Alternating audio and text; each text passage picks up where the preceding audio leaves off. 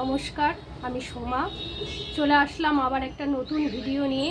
আজকে করব পুরনো জিন্স কাপড় দিয়ে একটা জামা কাপড়ের ব্যাগ। তো কীভাবে করছি সেগুলো আপনাদেরকে স্টেপ ওয়াইজ দেখাচ্ছি।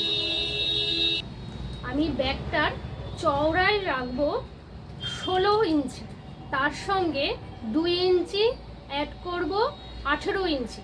1 ইঞ্চি হচ্ছে দুই পাশে সেলাইয়ের জন্য 1 ইঞ্চি করে, আর উঁচু মানে লম্বা বরাবর করব 13 ইঞ্চি, তার সঙ্গে অ্যাড করব আরও 2 ইঞ্চি মানে 15 ইঞ্চি। 2 ইঞ্চি 1 ইঞ্চি 1 ইঞ্চি করে উপর নিচে সেলাইয়ের জন্য। প্রথমে এই যে পায়ের যে মোটা ফোল্ডিংটা আছে, এই ফোল্ডিংটাকে আমি কেটে বাদ দিয়ে দেবো।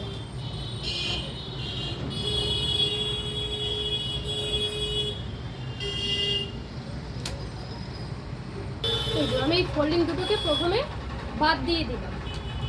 এরপরে আমি এই প্যান্টের এই লম্বা বরাবর নেব 18 ইঞ্চি। যেহেতু আমি চওড়ায় নিচ্ছি 16 আর দুই দিকে 1 ইঞ্চি 1 ইঞ্চি সেলাইয়ের জন্য 18 ইঞ্চি, তা আমি এটা লম্বা দিকে নিচ্ছি 18 ইঞ্চি।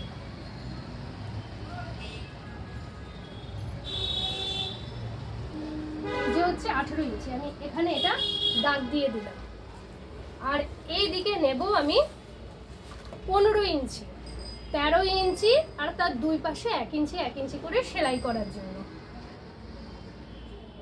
এখানে আছে আমার 7 ইঞ্চি, তো আমি পুরোটা এইভাবেই কেটে নেব। এইভাবে আমি পয়েন্টগুলো করে নিয়েছি। এবার এই ফিতে দিয়ে এই বরাবর আমি একটা দাগ কেটে নিলাম। এবার এই বরাবর আমি এটাকে কেটে দেব।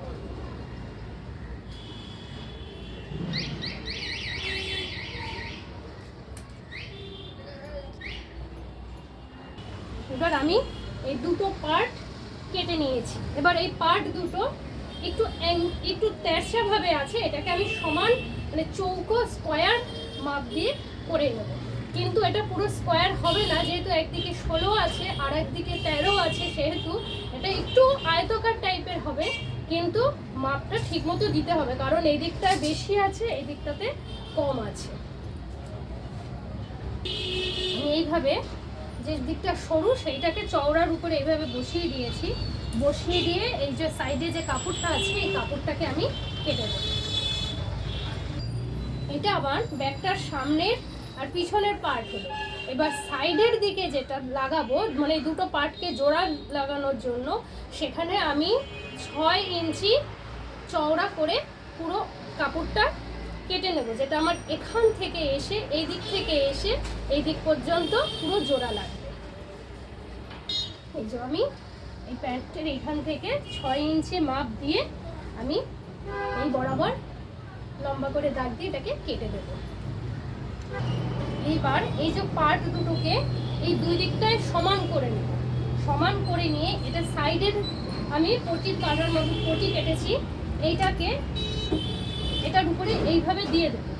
দিয়ে এবার এইটাকে এইভাবে গুটাবো, আর এইটাকে এর মধ্যে দিয়ে ঠিক এইরকম এইভাবে দিলাম, দিয়ে এটাকে এর উপরে দিলাম, দিয়ে এটাকে গুটিয়ে এটাকে শুদ্ধ এরকমভাবে ভিতরে ঢুকিয়ে স্টিচ করে দেবো। এই যে এটা হচ্ছে ব্যাগের সাইডের দিকটা আমি বল পিন দিয়ে পিন করে নিয়েছি। এরপর এই বরাবর স্টিচ করতে হবে। এই যে দেখুন ব্যাগটার আমার চারিদিক থেকে সেলাই করা হয়ে গেছে।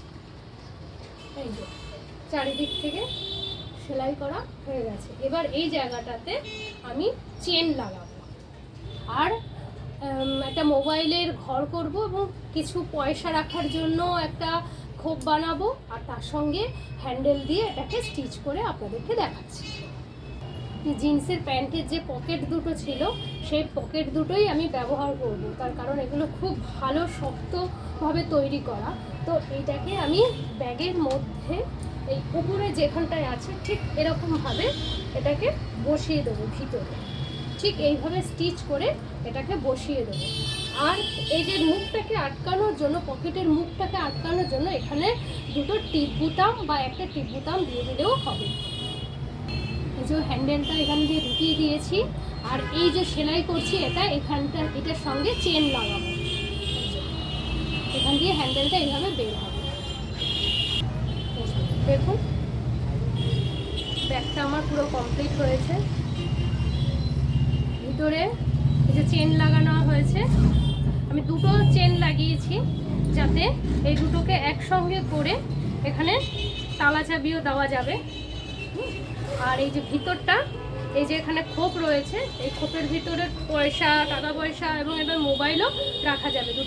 দুটো টিপ বুতাম আটকিয়ে দিলে পরেই এটা হয়ে যাবে। এবং এই ধরনের ব্যাগে অনেকটা জামা কাপড়ও নেওয়া যাবে। এবং যেহেতু জিন্সের কাপড় অনেক শক্ত এবং টেকসইও। তো আজ এই পর্যন্ত। নমস্কার। দয়া করে আমার পেজটাকে সাবস্ক্রাইব, লাইক এবং কমেন্ট করবেন। ভালো থাকবেন, সুস্থ থাকবেন। ধন্যবাদ।